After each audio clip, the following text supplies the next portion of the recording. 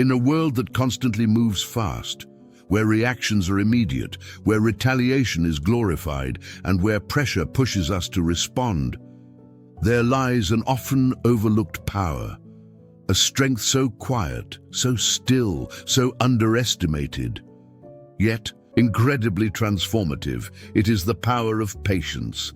Patience is not passivity, it is not weakness, it is not avoidance or denial. Rather, it is the deliberate choice to remain calm in the face of chaos, to stand firm when winds of opposition blow, and to respond with wisdom instead of wrath. This is the power of patience over opposition. What is patience? Patience is the ability to wait without complaint, to endure discomfort without breaking, to choose peace over panic. It is one of the deepest forms of strength known to mankind. While the impatient person demands control, the patient person relinquishes control, not out of defeat, but out of trust. Patience says, I don't have to prove myself right now. I don't need to respond to every insult. I don't have to force the outcome. I choose to wait, to trust, to grow. Opposition can take many forms. Criticism, rejection, delay, betrayal, resistance. Sometimes it comes from people, other times from situations, systems, even inner struggles. It can be loud, like an angry voice raised against your progress, or subtle, like closed doors and silent sabotage. At times, opposition feels like a storm, other times like a slow, unyielding pressure. But regardless of how it appears, opposition always asks the same question: will you give up, lash out, or press through? This is where patience becomes our greatest weapon. Patience under pressure is not natural. Our instincts scream to react, to fight back, to defend, to argue, to prove. But patience whispers, wait, think, respond, do not react. It gives you time to see things clearly, to rise above your emotions, and to move not in haste, but in purpose. Opposition is not always a sign you're wrong. Often it's a sign you're doing something right. The enemy doesn't resist what isn't a threat. So when opposition comes, patience teaches you how to outlast it. Think of Joseph, betrayed by his brothers, sold into slavery, wrongly imprisoned. Years passed. No explanation, no vindication. But Joseph waited. In the end, patience brought him to the palace. Think of Nelson Mandela, 27 years in prison. He could have come out bitter, vengeful, but he chose reconciliation. He led with patience and changed a nation. Consider Jesus, mocked, beaten, falsely accused. Yet he opened not his mouth. That was not weakness. That was divine restraint. He was in control the entire time. Great leaders, world changers, spiritual giants, they all knew the secret. Patience is not defeat. It is strategy. Patience does more than delay action. It transforms your heart. In the waiting, you grow. In the silence, you listen. In the tension, you develop strength. Impatience demands instant gratification. But patience produces lasting character. It builds maturity, deepens empathy, trains discernment, and teaches you what really matters. Patience prepares you for the very thing opposition is trying to prevent. Patience is a weapon in spiritual warfare. Patience is not merely a human virtue, it is a spiritual weapon. The enemy thrives on your frustration. He schemes in your hurry. He manipulates through your impatience. But when you remain calm, when you choose not to react impulsively, you disarm the enemy. The Bible says in James 4 verse 7, "Submit yourselves therefore to God. Resist the devil, and he will flee from you."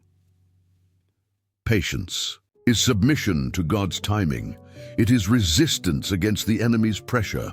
When you are patient, you are saying, "My victory does not depend on how loud I shout, but how long I stand." Patience doesn't just help you endure opposition, it builds your credibility. Have you ever noticed? The people we respect most are not the loudest, not the flashiest, but the ones who stayed consistent through storms, setbacks, and criticism. Their authority was forged in the fire of waiting. You can't lead well without patience. You can't raise children well without patience. You can't build anything meaningful without patience. Opposition will always come. But every time you stay steady, you build layers of trust. With yourself, with others, with God. Patience earns you a voice that cannot be ignored. What if the opposition you're facing isn't just an obstacle, but an opportunity? Every resistance you meet, every delay you face, every voice raised against you is refining something inside you. God doesn't always remove opposition immediately because He's using it to build something eternal. Romans 5, verses 3-4 says, "We glory in tribulations also, knowing that tribulation worketh patience, and patience experience, and experience hope." Opposition is the training ground. Patience is the curriculum. Hope is the graduation gift. Sometimes patience feels like you're losing. You're silent while others speak lies.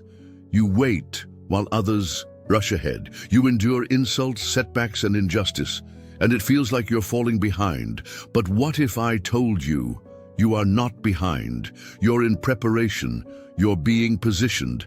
Isaiah 40 verse 31 says, "But they that wait upon the Lord shall renew their strength. They shall mount up with wings as eagles. They shall run and not be weary, and they shall walk and not faint." Patience is not a delay in your destiny. It is a deposit into your strength.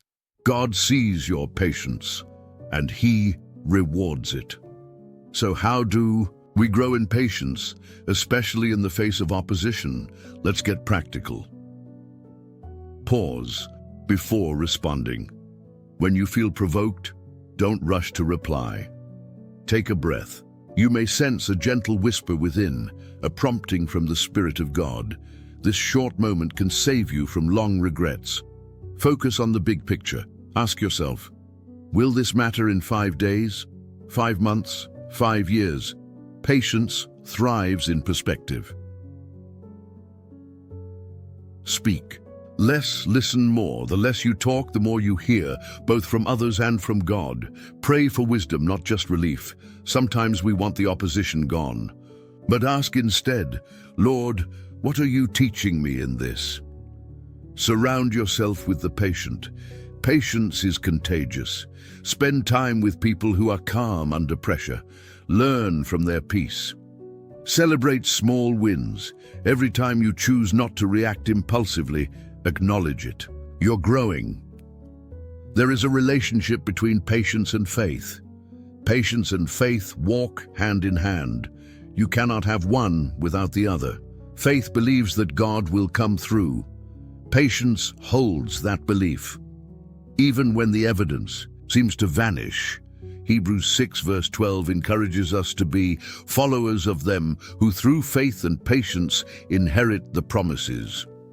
Notice, it's not faith alone, it's faith and patience. Faith starts the journey. Patience sustains it. Faith declares, "I believe." Patience says, "I will wait until it manifests." Many people give up not because they lack faith, but because they lack patience. Don't abort the promise because the process is long. Why do people misunderstand your patience? Patience is often misunderstood. Some may call you weak, too passive, too quiet. They mistake your silence for surrender, your calm for cowardice. But what they don't see is the steel in your soul, the fire you've chosen not to unleash. You are not ignoring the conflict. You are choosing a higher strategy. You are trusting in something greater than your emotions. Let them misunderstand you. Let them mislabel your restraint, because one day, when the fruit of your patience is revealed, the very people who mocked your quietness will marvel at your outcome.